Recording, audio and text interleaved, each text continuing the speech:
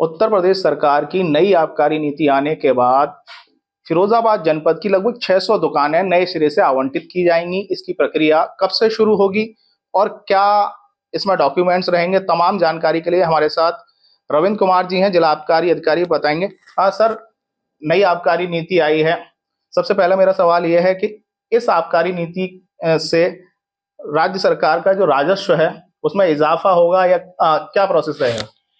हाँ, नई आबकारी नीति में 2025-26 के लिए इस बार बहुत बड़ा चेंज किया गया। 2018-19 में नई लॉटरी हुई थी, 7-8 साल बाद जो है अब इस बार नई लॉटरी हो रही है। अभी तक नवीनीकरण चल रहा था। अब तक 2024-25 में लगभग हमारे फिरोजाबाद जनपद में 600 दुकानें थी, जो अब घट के करीब 460 दुकानें रह जाएंगी। करीब 130 दुकानें कम होंगी। सबसे बड़ा चेंज इसमें यह किया गया है कि जो अंग्रेजी बियर की अलग अलग इंडिविजुअल दुकानें थी उन्हें समाप्त करके उन्हें कंपोजिट दुकान बना दिया गया है। एक ही दुकान पे, कंपोजिट दुकान पर अंग्रेजी और बियर साथ साथ मिलेगी। हाँ सर, क्योंकि नई आबकारी नीति आई है तो इसमें नया क्या है और किस तरीके से लॉटरी का चयन होगा, किस तरीके से आवेदक अपना आवेदन करेंगे और उनके लिए क्या क्या जो डॉक्यूमेंट्स हैं उनकी आवश्यकता रहेगी? उत्तर प्रदेश सरकार ने आबकारी विभाग की तरफ से एक पोर्टल बनाया गया है, ई लॉटरी पोर्टल, जो कि एनआईसी द्वारा विकसित किया गया है। उस पर प्रत्येक अनुज्ञापी जो भी दुकान की लॉटरी में भाग लेना चाहता है वो पहले अपना रजिस्ट्रेशन करेगा, जो प्रक्रिया 14 फरवरी से स्टार्ट हो जाएगी। वो अपना रजिस्ट्रेशन करेगा, उस पर अपना आईडी और पासवर्ड बनाएगा। उसके बाद उसे जिले की सारी दुकानों की क्या लाइसेंस फीस है, क्या कोटा रहेगा, सब चीज़ें उसे दिखाई देंगी। वो उस पर देख के अपनी हैसियत के हिसाब से उस पर फिर आवेदन करेगा।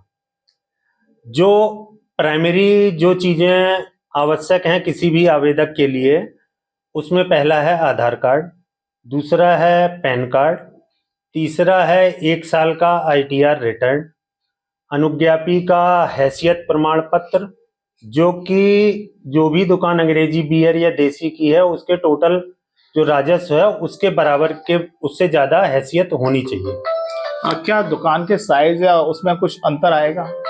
जी, अभी जो हमारी पॉलिसी, अभी जो पिछले नवीनीकरण से 5-7-8 साल से दुकानें चल रही थी, अब उनकी वायबिलिटी और उस परिस्थिति के अनुसार उसकी कितनी फीस या उसका कोटा होना चाहिए, उसको युक्त करके नए सिरे से उसमें कुछ दुकानें बढ़ाकर भी और कुछ दुकानें घटाकर, किसी दुकान का कोटा कम करके किसी पे बढ़ाकर वो व्यवस्थित करने के लिए आएगा।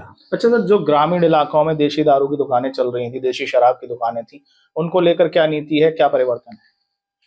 ग्रामीण के लिए कोई विशेष अलग से कुछ भी नहीं है। वो ग्रामीण परिस्थिति हो, चाहे नगर पालिका हो, चाहे नगर निगम या नगर पंचायत, यही 4 परिस्थिति होती हैं। सबकी एक मिनिमम कोटा और मिनिमम लाइसेंस फीस रखी गई है, जो कि 24-25 में थी, वही वाली है कि उससे कम कोटे या उससे कम लाइसेंस फीस की दुकान वहां पर नहीं खुलेगी। अगर आखिरी सवाल मेरा यह है कि राजस्व के हिसाब से देखा जाए तो फिरोजाबाद जनपद में जब दुकानें घटेंगी तो क्या राजस्व वृद्धि होगी या फिर राजस्व हानि होने वाली है? दुकानें घटेंगी जरूर, लेकिन एक तरह से देखा जाए तो वो दुकानें दूसरी दुकान में मर्ज हो जाएगी। वो घटने, इससे राजस्व बिल्कुल प्रभावित नहीं होगा। जो सरकार का राजस्व है उसमें देसी में 10% की वृद्धि की गई है और अंग्रेजी बियर और मॉडल शॉप पे 5-5% की वृद्धि की गई है। इसलिए पिछले साल के राजस्व से अगले साल का राजस्व ज्यादा ही मिलने की संभावना है। तो ये दुकानों के लाइसेंस फीस पे वृद्धि हुई है? यस।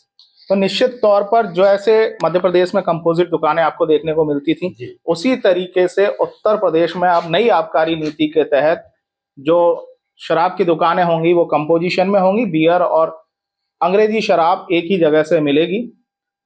हालांकि राजस्व की बात करें तो इसमें राजस्व वृद्धि की बात आबकारी विभाग कर रहा है। प्रक्रिया 14 फरवरी से शुरू होगी। अब देखने वाली बात ये होगी कि ई लॉटरी के दौरान इसमें कितने नए, जो नई आबकारी नीति है उसके क्या फायदे सामने आएंगे।